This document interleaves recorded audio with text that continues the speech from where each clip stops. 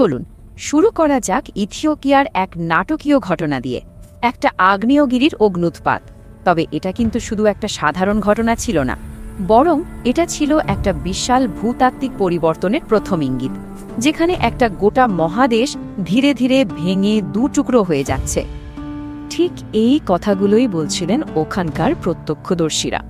নভেম্বরের 23 তারিখ হাইল আগ্নেয়গিরি যখন জেগে ওঠে, তার বিস্ফোরণটা এতটাই শক্তিশালী ছিল যে এর আকস্মিকতা আর প্রচণ্ড শব্দে সবাই একেবারে হতবাক হয়ে গিয়েছিল। আর এই সংখ্যাটা হলো বছর। ভাবা যায়, প্রায় 12,000 বছর। এত লম্বা সময় ধরে একটা আগ্নেয়গিরি শান্ত থাকার পর হঠাৎ করে তার জেগে ওঠা যে কতটা বড়সড় একটা ঘটনা, তা নিশ্চয়ই বোঝা যাচ্ছে। তো চলুন এই অপ্রত্যাশিত অগ্ন্যুৎপাতের গভীরে যাওয়া যাক আর দেখি কিভাবে একটা স্থানীয় বিস্ফোরণ গোটা বিশ্বে তার প্রভাব ফেলেছিল। বিস্ফোরণটা ঠিক কতটা বিশাল ছিল তার একটা আন্দাজ করা যাক। ছাইয়ের মেঘটা উঠেছিল প্রায় 500 ফুট উঁচুতে, এতটাই বিশাল যে মহাকাশ থেকেও নাকি স্পষ্ট দেখা যাচ্ছিল।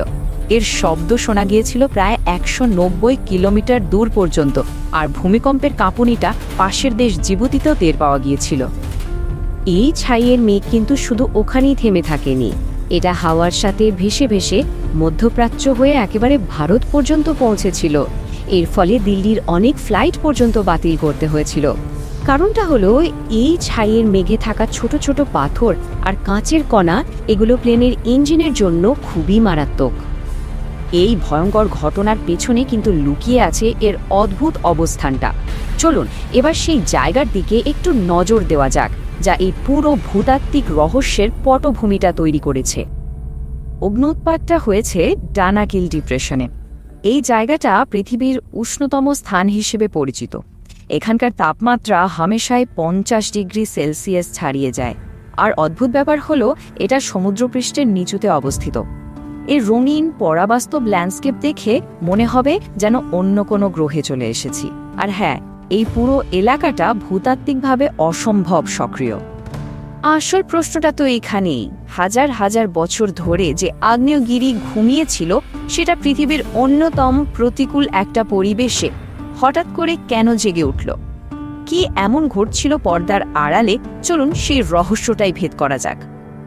আসলে এই অগ্ন্যুৎপাতের পেছনে লুকিয়ে আছে এক বিশাল কাহিনী, আফ্রিকা মহাদেশের 2 ভাগে ভেঙে যাওয়ার গল্প।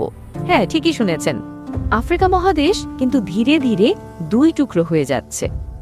এই পুরো প্রক্রিয়াটা ঘটছে ইস্ট আফ্রিকান রিফট ভ্যালিতে।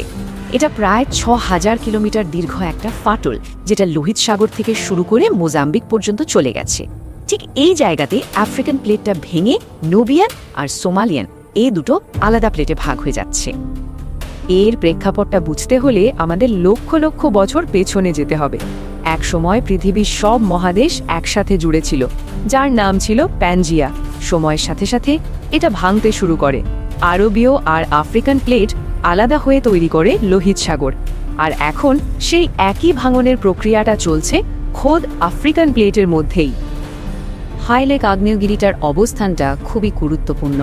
এটা এমন একটা জায়গায় আছে যেখানে 3টে টেকটনিক প্লেট, নুবিয়ান, সোমালিয়ান এবং আরবীয় একসাথে এসে মিলেছে, আর 3টেই একে অপরের থেকে দূরে সরে যাচ্ছে।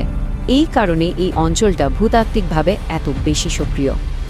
বেশ, এবার চলুন দেখি এই যে বিশাল একটা ভাঙনের প্রক্রিয়া চলছে, তার কি কি প্রমাণ আজ আমরা মাটির উপরে খালি চোখেই দেখতে পাই।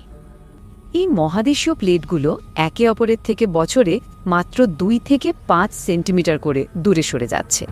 ব্যাপারটা সহজে বুঝতে হলে আমাদের হাতের নখ যে গতিতে বাড়ে, প্রায় সেই একই গতিতে এত বড় একটা ভূতাত্ত্বিক পরিবর্তন ঘটে চলেছে।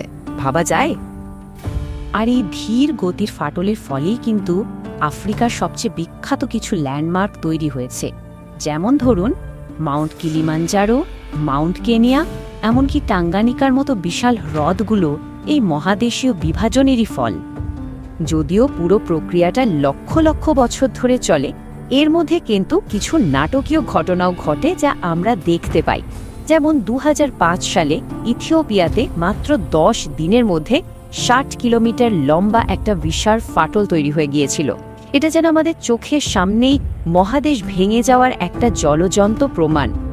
এখনকার এই প্রক্রিয়াটাকে যদি আমরা ভবিষ্যতের দিকে তাকিয়ে দেখি, তাহলে মনে হয় যেন একটা নতুন মহাসাগরের জন্ম প্রায় চোখের সামনেই দেখতে পাচ্ছি।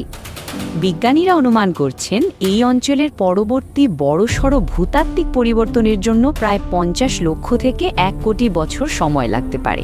এটা আমাদের জীবনের হিসাবে অনেক বড় সময় হলেও পৃথিবীর বয়সের হিসাবে কিন্তু খুব বেশি নয়।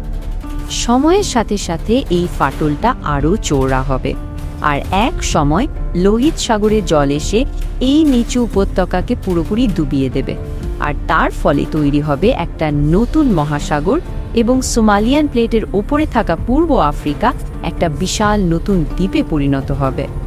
এই ঘটনাটা আমাদের একটা কথাই মনে করিয়ে দেয়, আমাদের এই পৃথিবী কিন্তু স্থির নয়, এটা প্রতিনিয়ত নিজেকে বদলে চলেছে।